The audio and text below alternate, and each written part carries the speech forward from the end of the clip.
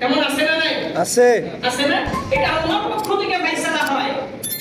দেখেন, যখন আল্লাহ তাআলা হযরত ইব্রাহিম আলাইহিস সালামকে দিয়ে বাইতুল্লাহ পুনরায় স্থাপন করালেন,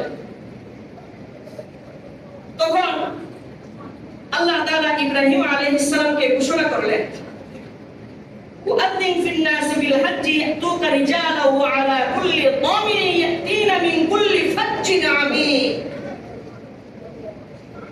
আল্লাহ তাআলা ইব্রাহিম আলাইহিস সালামকে বললেন, ইব্রাহিম, তুমি পুরো বিশ্বের সব মানুষকে হজের জন্য ঘোষণা দাও। সুবহানাল্লাহ সুবহানাল্লাহ। ইব্রাহিম আলাইহিস সালাম বললেন, আল্লাহ, আমি যদি ঘোষণা দেই, এই আওয়াজ আর কতটুকু যাবে? এই ঘোষণা কি সারা বিশ্বে পৌঁছাবে? আল্লাহ বললেন, আমি তোমাকে ঘোষণা দিতে বলেছি, তুমি ঘোষণা দাও, পৌঁছানোর দায়িত্ব আমি আল্লাহ। সুবহানাল্লাহ। ইব্রাহিম আলাইহিস সালাম, দুইটা বর্ণনা এসেছে।